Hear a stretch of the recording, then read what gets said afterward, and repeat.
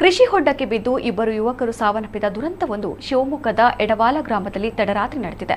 ಶಿವಮೊಗ್ಗದ ಆಯನೂರು ಸಮೀಪದ ಎಡವಾಲ ಗ್ರಾಮದ ನಿವಾಸಿ 22 ವರ್ಷದ ಗೌತಮ್ ನಾಯ್ಕ ಮತ್ತು ಕುಂಬಾರಗುಂಡಿ ನಿವಾಸಿ 22 ವರ್ಷದ ಚಿರಂಜೀವಿ ಮೃತ ಯುವಕರು.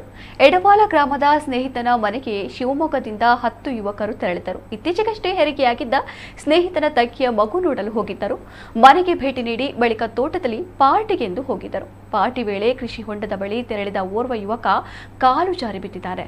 ಆತನ ರಕ್ಷಣೆಗೆ ಧಾವಿಸಿದ ಇನ್ನೊಬ್ಬ ಯುವಕ ಸಹ ನೀರು ಪಾಲಾಗಿದ್ದಾನೆ ಎಂದು ತಿಳಿದು ಬಂದಿದೆ. ಘಟನೆಯ ಬಗ್ಗೆ ಕುಂಸಿ ಠಾಣೆಯಲ್ಲಿ ಪ್ರಕರಣ ದಾಖಲಾಗಿದೆ.